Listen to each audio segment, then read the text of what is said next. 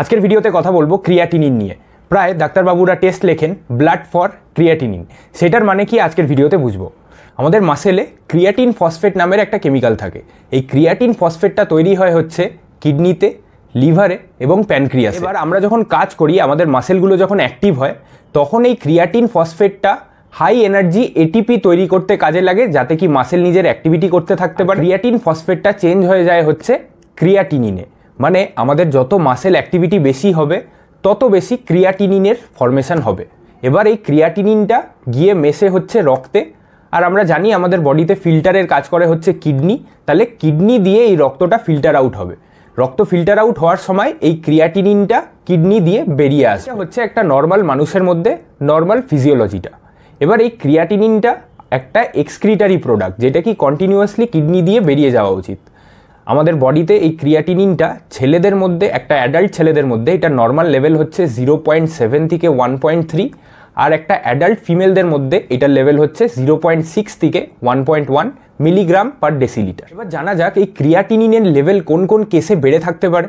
কোনো কিডনির problem, kidney disease, chronic kidney ডিজিজের যদি কোনো পেশেন্ট হয়, সেই কারণে এটা বেড়ে থাকতে পারে। দ্বিতীয়ত কারোর যদি ডিহাইড্রেশন হয়ে যায়, যদি বডিতে জল কমে যায়, তাহলে স্বাভাবিক ক্রিয়াটিনের কনসেন্ট্রেশনটা বেশি হয়ে যাবে। তৃতীয়ত কারোর যদি মাসেল মাস বেশি থাকে, তাহলে আরও বেশি বেশি করে ক্রিয়াটিনিন বেরোবে। কেউ যদি হেলথ সাপ্লিমেন্টস নেয়, তাহলে ক্রিয়াটিনিন অনেক বেশি ফর্মেশন হবে। কিছু ধরনের ওষুধ হয় যেটা নেফ্রোটক্সিক বলে, কিডনির ক্ষতি করে। তো কিডনিটা খারাপ হলে আপনি ওই ক্রিয়াটিনগুলো বেরোতে পারবে না, তাই রক্তে ক্রিয়াটিনিনগুলো বেশি থাকবে। আরেকটা হচ্ছে যদি কোনো ইউরিনারি অবস্ট্রাকশন হয়, সাপোজ ইউরিনারি ব্লাডারে পাথর জমে গেছে, বা ইউরেটারে পাথর জমে গেছে, বা প্রস্টেটের সাইজ বড় হয়ে গেছে, যেই কারণে পেচ্ছাপ ভালোভাবে হচ্ছে না, এই সব কারণে ক্রিয়াটিনিন বেড়ে থাকতে পারে। তাই ক্রিয়াটিনিন বেড়ে থাকা একটা মার্কার হিসাবে কাজ করতে পারে কিডনি হেলথের। কিডনি হেলথ যদি খারাপ থাকে, তাহলে ক্রিয়াটিনিন বেশি থাকবে।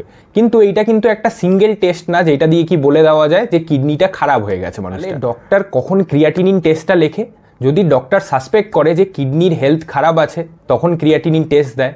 কোনো কিডনির এরকম কোনো ওষুধ যেটা কি কিডনির ক্ষতি করছে, সেইটা লেখার আগে ডাক্তার এই টেস্টটা করে নিলে better. High blood pressure, high blood sugar আছে, এইগুলো কিডনির ক্ষতি করে, তাই রেগুলারলি ক্রিয়াটিনিন মনিটরিংটা কিন্তু দরকার।